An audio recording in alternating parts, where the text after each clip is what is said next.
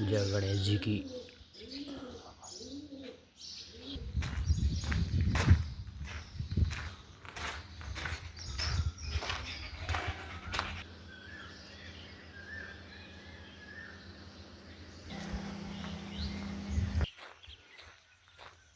नमस्कार मित्रों, रोज की भांति वही मेरा oxygen trip. Oxygen oxygen oxygen oxygen बहुत आवश्यक हर जीवित प्राणी के लिए। आपको मैं बताता हूँ, हमारे 2 फेफड़े हैं।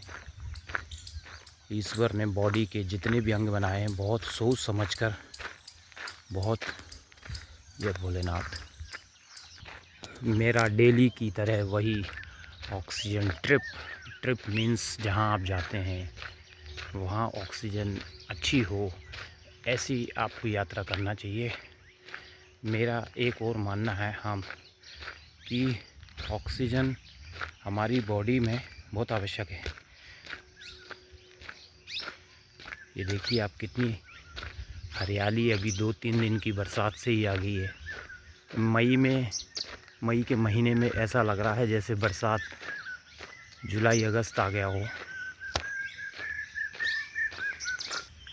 हाँ, तो मैं आपको बता रहा था कि ईश्वर ने हमारे शरीर में 2 फेफड़े बनाए हैं और फेफड़ों की संरचना ऐसी बनाई, मधुमक्खी के छत्ते की तरह उसमें आकृतियाँ होती हैं, जो हमारे ऑक्सीजन लेने वाली प्रक्रिया के अंतर्गत जो ऑक्सीजन हम ग्रहण करते हैं उनको वो अंदर शक करते हैं, उससे खींचते हैं और वहीं पर कार्बन डाइऑक्साइड जो बॉडी पैदा कर रही है उसका एक्सचेंज होता है, आदान प्रदान होता है। और ये प्रक्रिया बहुत फास्ट होती है, बहुत ही सही सटीक तरीके से होती है। आप जैसे कि बहुत देर तक सांसें रोक नहीं सकते, तो अंदाज़ा लगाइए कि आप कितनी सरल तरीके से ऑक्सीजन आदान प्रदान कर रहे हैं।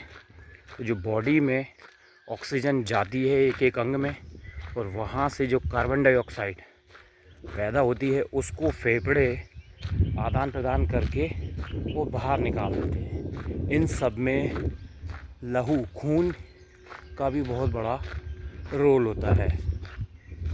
अगर आपको ब्लड प्रेशर भी नियंत्रित करके रखना है तो आवश्यक नहीं कि दवाई, पहले अपना काम करिए कि आप योगा करें, मेडिटेशन करें, या फिर लंबी गहरी सांस।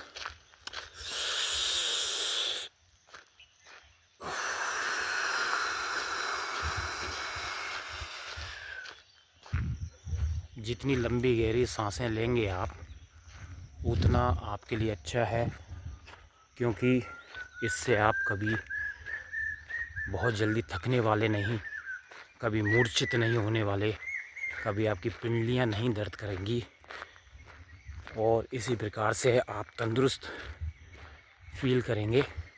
ये सब करने के लिए जय माँ भवानी, क्योंकि हम इसीलिए तो जीवन जी रहे हैं कि सब कुछ ठीक रहे, आपके ऑक्सीजन की पूर्ति बराबर हो। उसके लिए आप ऐसा प्रयास करें कि आप घर के आसपास वृक्ष लगाएं, या ऐसी जगह रहें जहाँ पर जंगल हो, हरियाली हो, खेत हो। स्वस्थ तन में ही स्वस्थ मन विराजता है। करना ही पड़ेगा आपको, एक्सरसाइज करना ही पड़ेगी आपको, सांस की एक्सरसाइज। इसके अलावा कोई चारा नहीं, इसके अलावा कुछ भी नहीं हो सकता। कोई दवाई आपकी ऑक्सीजन की पूर्ति नहीं कर सकती।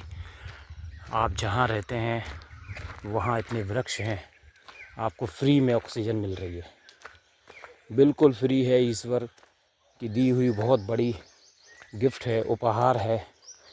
इसको आप लोग उपयोग करें, पेड़ों को ना काटें। लोग अपने छोटे छोटे घरों में, शहरों में रह रहे हैं, वहाँ 2-3 फूल और इनके पेड़ लगा लेते हैं, उससे ऑक्सीजन नहीं आने वाली। आपको विदेशों की तरह घर के चारों तरफ या ऐसी जगह घर लें, अगर आपको शहर में रहना ही है तो जहाँ पर बहुत वृक्ष हों, बहुत हरियाली हो, फिर आप वहाँ की अपनी फीलिंग्स देखें, और जहाँ सूखा है, जहाँ पेड़ वृक्ष नहीं है, वहाँ की देखें, आपको बहुत अंतर लगेगा। जंगल में ये एक पुराने किले की गौशालाएँ थी, उसका खंडर दिख रहा है। यहाँ पर गाय पाली जाती थी। अलग अलग मंदिर बने हुए हैं। ये गणेश जी का मंदिर है, बहुत सुंदर। ये जंगल में तीतर बोल रहे हैं, आप देखिए।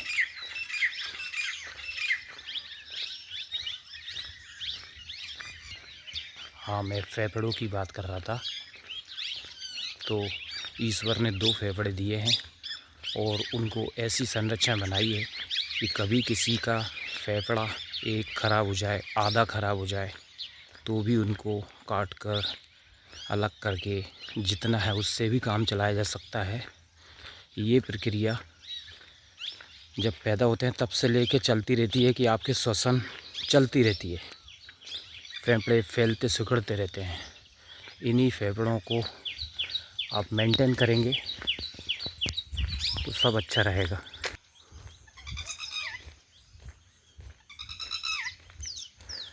ये एक नारायण स्वामी जी का मंदिर है। ये गणेश जी का मंदिर है, जंगल में बहुत सुंदर बनाया हुआ है। ताली बजा के भी बॉडी को स्वस्थ और अच्छा किया जा सकता है। लोगों का ऐसा मानना है कि ताली बजाने से वजन कम होता है, एक्यूप्रेशर होता है। ये देखिए आप विहंगम दृश्य, एक पुराने लड़ाई का मैदान है।